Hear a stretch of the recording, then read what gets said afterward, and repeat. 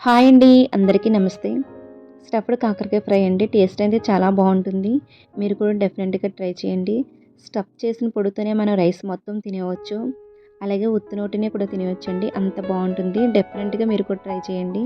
ఇప్పుడు కాకరకాయలు నేను ముందుగా ఇలా తీసుకొని అక్కడక్కడ తొక్క తీసానండి. అలాగే ఘాటు పెట్టుకొని లోపలున్న పిక్కలు తీసేసుకున్నాను. ఈ ఘాటు పెట్టుకున్న కాకరకాయలని పసుపు వాటర్‌లో వేసుకొని స్టవ్ పై పెట్టి ఒక 5 నిమిషాలు మగ్గిచ్చాననమాట. ఇలా మగ్గించుకున్న కాకరకాయలని వాటర్ లేకుండా వడకట్టేసుకున్నానండి. చూడండి ఇలా మగ్గాయన్నమాట. వాటర్ లేకుండా వడకట్టేసుకోవాలి. ఇప్పుడు స్టఫ్ కోసం 2 స్పూన్లు మినపప్పు, 2 స్పూన్లు శనగపప్పు, 10 వెల్లుల్లి రెబ్బలు, కరివేపాకు 15, 16 ఎండుమిర్చి, 1 స్పూన్ జీలకర్ర, 2 స్పూన్లు ధనియాలు తీసుకున్నాను. ఇప్పుడు స్టవ్ వెలిగించి కళాయి పెట్టి వేడెక్కిందండి. ఇప్పుడు ఎండుమిర్చి, జీలకర్ర తప్ప మిగతా అన్ని పప్పులు వేసుకోవాలన్నమాట. ఈ పొడి అనేది నేను 6 కాకరకాయలకు సరిపోయే విధంగా చేస్తున్నానండి. మీరు ఎక్కువ క్వాంటిటీ కాకరకాయ తీసుకుంటే ఈ పొడి కోసం ఎక్కువగా కూడా క్వాంటిటీ పప్పులన్నీ తీసుకోవాలండి. నేను ఇప్పుడు ఇందులో ఎండుమిర్చి, జీలకర్ర యాడ్ చేశాను. మీరు తీసుకునే కాకరకాయలను బట్టి పొడి చేసుకోవాలన్నమాట అండి. పొడి అనేది ఎక్కువగానే ఉండేటట్టు చూసుకోండి. ఇప్పుడు ఇది వేగిపోయిందండి. చల్లారాక గ్రైండ్ చేస్తున్నాను.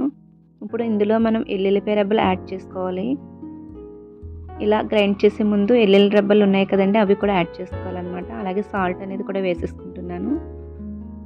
ఇది బరకగా గ్రైండ్ చేసుకోవాలండి. మెత్తగా గ్రైండ్ చేసుకోకూడదు. ఇలా అన్నమాట. ఈ విధంగా గ్రైండ్ చేసుకోవాలండి. ఈ విధంగా గ్రైండ్ చేసుకున్న పొడిని మనం ఘాటు పెట్టుకున్న కాకరకాయలు ఉన్నాయి కదండీ! అందులో స్టఫ్ చేసుకోవాలన్నమాట. చూడండి ఈ విధముగా ఇలా ఘాటు పెట్టుకున్న కాకరకాయలోకి ఈ పొడిని స్పూన్‌తో ఇలా వేసుకోవాలండి. ఎంత పడుతుందో అంత వేసుకోవాలండి. ఇలా స్టఫ్ చేసుకున్నాక ఒక్కసారి గట్టిగా ప్రెస్ చేయాలన్నమాట. అప్పుడే పొడి అనేది బయటకు రాకుండా ఉంటుంది. ఈ విధంగా అన్ని కాకరకాయలు స్టఫ్ చేసేసుకున్నానండి. ఈ మిగతా పొడి ఉంది కదండీ! మనం కాకరకాయ ఫ్రై అయిన తర్వాత లాస్ట్‌లో వేసుకోవాలన్నమాట. అప్పుడు అందుకని కొద్దిగా ఉంచుకోవాలన్నమాట అండి. ఇప్పుడు స్టవ్ వెలిగించి కళాయి పెట్టాను. ఆయిల్ వేడెక్కిందండి. ఇప్పుడు అందులో స్టఫ్ చేసుకున్న కాకరకాయలు మొత్తం వేసేసుకున్నాను. ఇలా అటు ఇటు టర్న్ చేస్తూ కాకరకాయలు అనేది ఫ్రై చేసుకోవాలన్నమాట. మూత పెట్టుకుంటే త్వరగా మగ్గుతుందన్నమాట అండి. చూడండి ఈ విధంగా అన్నమాట. అటు ఇటు టర్న్ చేస్తూ కాకరకాయ అనేది ఫ్రై చేసుకోవాలండి. పొడి అనేది బయటికి రాకూడదు.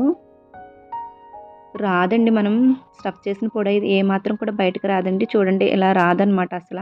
ఇలా బాగా ఫ్రై చేసుకోవాలి కాకరకాయ అనేది. అటు ఇటు తిప్పుతూ ఫ్రై చేసుకోవాలండి. అప్పుడే టేస్ట్ అనేది బావుంటుంది.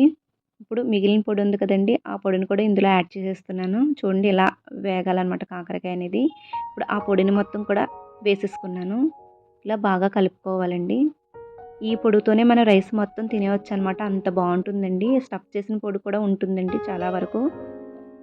ఇప్పుడు కరివేపాకు కూడా వేసేసుకున్నాను. ఇది ఎవరైనా తినొచ్చండి ఇలా చేసుకుంటే. టేస్ట్ అనేది చాలా బావుంటుంది. మీరు కూడా డెఫినెట్‌గా ట్రై చేయండి. అంతేనండి. వేడి వేడి అన్నంలోకి స్టఫ్డ్ కాకరకాయ ఫ్రై రెడీ అయిపోయింది. డెఫినెట్‌గా మీరు కూడా ట్రై చేయండి. బాయ్ అండి. మరో మంచి వ్లాగ్‌తో మీ ముందుకు వస్తాను.